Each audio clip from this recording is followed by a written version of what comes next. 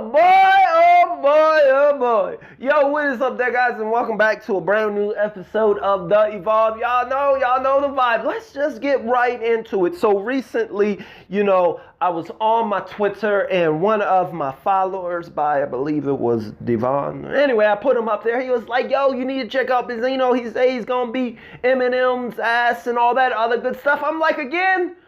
I thought we were done with Benzino. I thought he was over. He was finished. But Benzino, you guys know that he has a big album that he has coming out that he has been hyping up for a few months now. So this sounded about right. Now is about the time that he said he was going to be releasing it. So with that being said, on yesterday, he went on a podcast and he had some stuff to say, apparently. And we're going to take a look and we're going to break this down and we're going to see because, he's been good for a while. He said that he was done with him and whatnot, and we haven't heard from him. So this broke my heart, people. I'm like, wait, he ain't done. I mean, after 20 years, you would think you wouldn't be still in your feelings. Because it's over. You have lost, my guy. So I don't know what else he has to say. But anyway, in this interview, he has more revealing stuff to say. And, well, let's just get right to it. And we're going to go ahead and play. But this was different. It was so much money coming in that it was just wild. And I was getting arrested all over the place, wild and beefing and shit. It was just like I lost the sense of who I was. You know what I'm saying? Like, I had discipline in the streets. He said he had discipline. Okay, I want to start right now. It looks like he was on the podcast. Shout out to the Hip Hop News Uncensored podcast. So give them a little bit of credit. But right now, it sounds like he's just we're coming in a point where he's talking about, during the time of the source. Keep bringing up the source, man. All right, let's go. Boston out in the streets, but with the source, there was just so much shit going on. And then, we ended up getting this major investigated by the feds that for like 2 years that was dead. You know what I'm saying? And I still was wild. So, then ended up beefing with Eminem, and Jimmy pulled all the advertisement. And it was just a time where everything started going crazy. But, right now. But the time when it was right, when I say it was right, I think at one point, I definitely had more money than Jay and Diddy at the time. If there was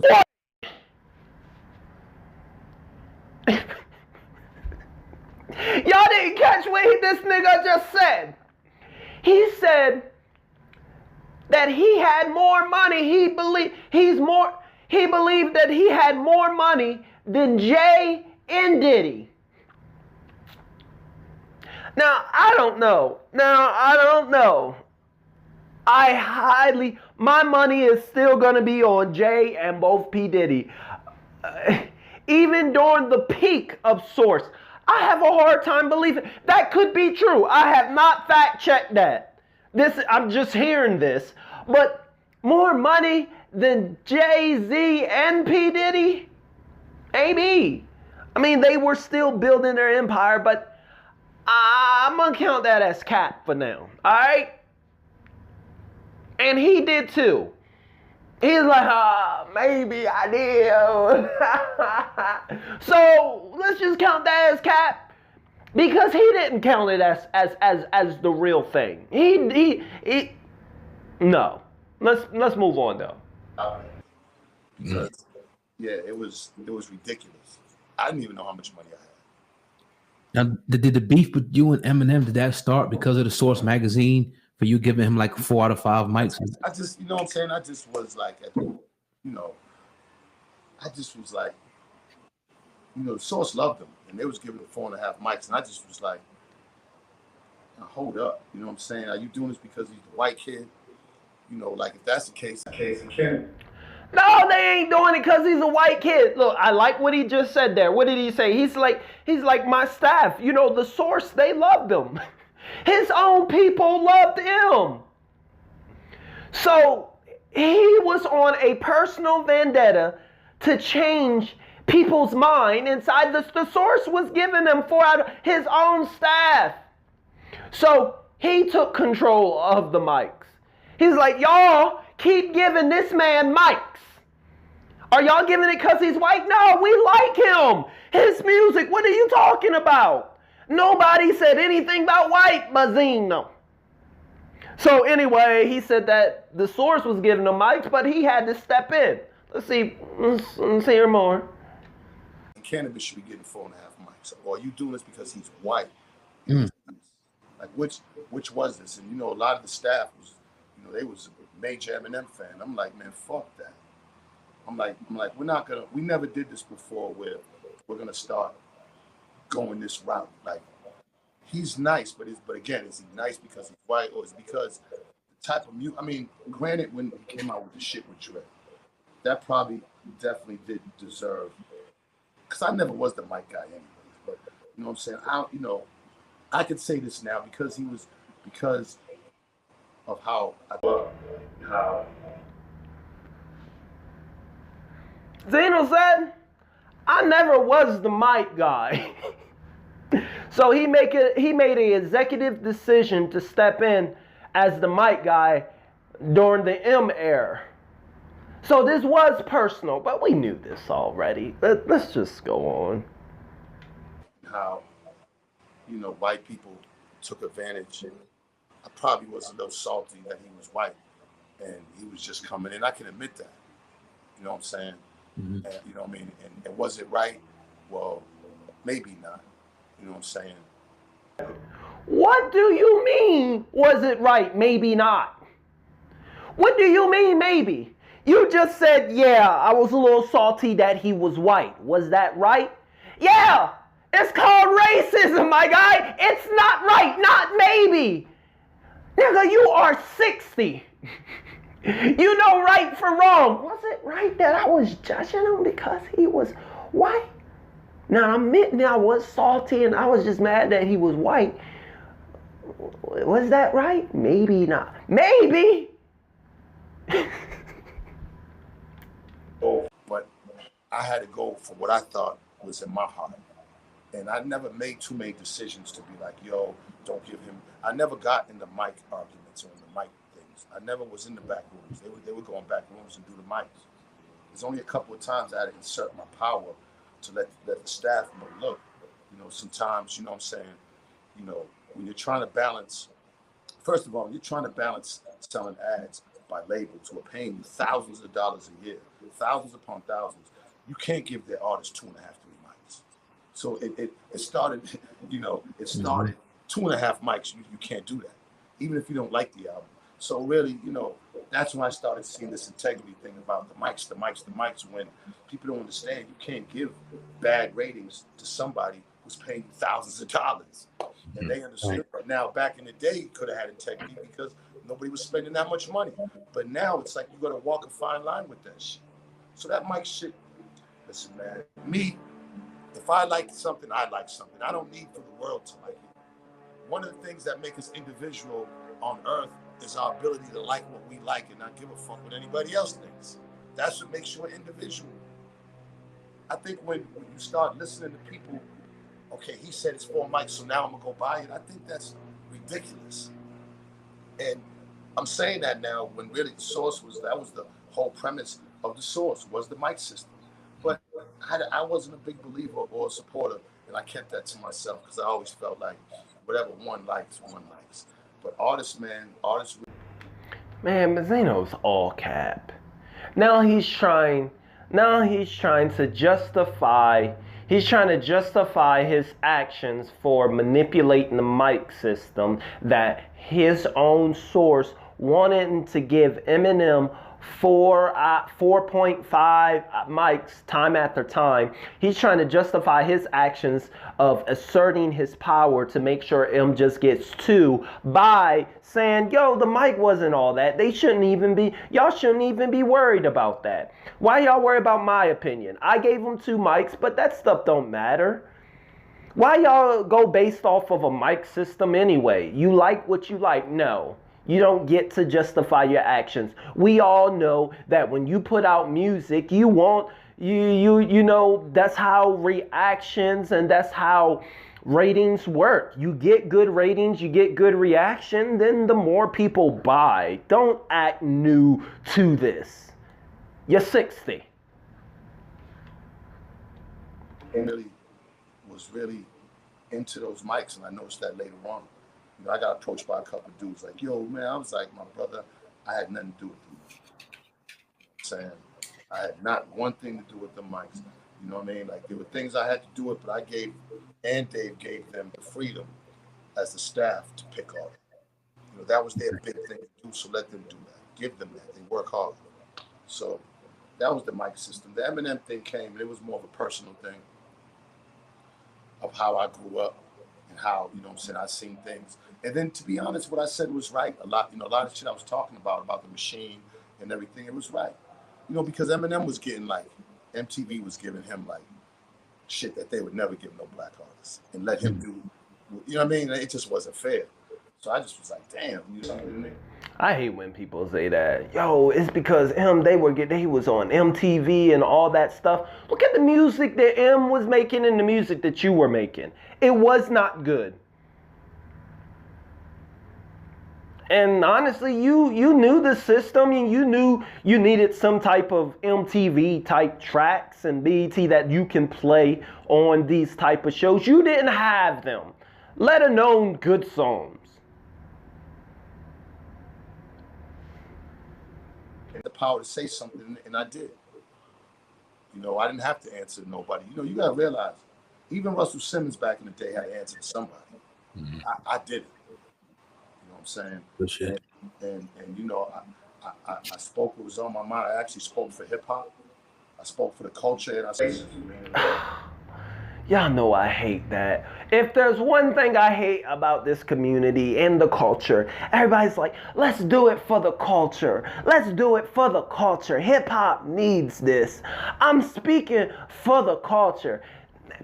People that listen, really, at the end of the day, I don't care who big, Jay-Z, who it is. I don't care who it is. People are speaking for their pocket and their circle at the end of the day. Yeah, it affects a lot of people and whatnot, but I always hate, yo, I'm speaking for black people, or I'm speaking for the culture, or, you know, you're speaking for a small group. Even that group that you feel that is large, rather it's millions or thousands or hundreds of people, it's small in essence to the world of hip hop or the world of pop or rock. Speak for yourself. Just be a man and say, yo, I'm speaking for myself. This is how I feel.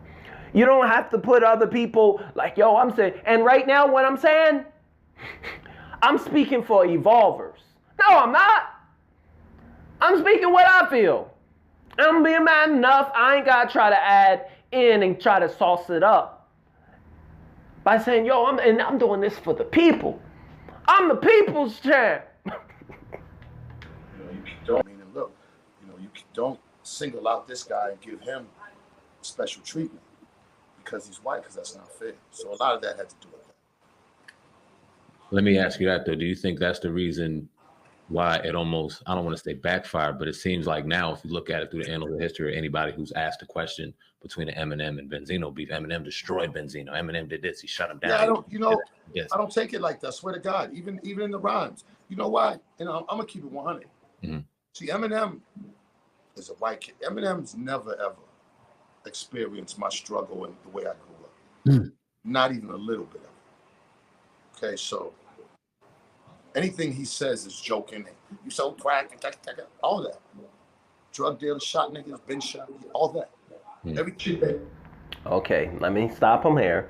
He was like, yo, Eminem is a white boy. He ain't lived my life. He ain't never said you did. But I like the part. I just want to correct because I be on everything. He's like, so everything that Eminem put in his rhymes about me, about you sold crack, yeah, I did it. You shot people and you a no, Eminem ain't never said that. He ain't pumped you up to be this big thug. Yanks, ain't never said. So let's stop the cap. Just want to pause it there. But let's go on. He pumping himself up. He giving bars to M on him. Anything else, what every other nigga goes through, shit that you don't go through, shit that you know nothing about. but you still want to be a part of this culture and take, you know what I'm saying? Nah. Eminem fooled everybody. He got through. They got him through because they brought him up around these dudes. He's from Detroit, and he's not from Detroit. He's from one of the blackest, dopest cities in America, street-wise and music-wise. He's from there. He's not from there. They planted a perception of him and ran with it. And I was a little glitch in the matrix. Don't think that what I did didn't glitch shit up, or I glitched it. But it's bigger than him destroying me because I'm still here looking better than ever. You know what I'm saying? And I'll beat his ass. You know what I'm saying? Man to man. So you still here. Yo, he may have destroyed my career. He may have destroyed my life. But I'm bigger than him. I beat his ass. Yo, he may have took my whole career. I can't even rap anymore. Nigga, I am a 16-year-old doing...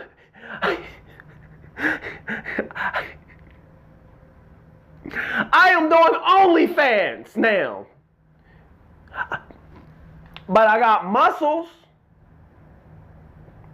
I bet he won't square up with me. I trade that any day. I trade my whole millions that I was making. Y'all know I was making more than Diddy and Jay. I trade all of that. The Lamborghinis, the monies, the mansions, to have more muscles than him now. I traded it all, yeah. Yeah, he probably did. What?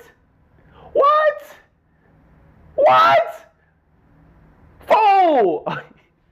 That's still here, still relevant in his culture, and still talk that shit without being face to face with me, without 12 bodyguards.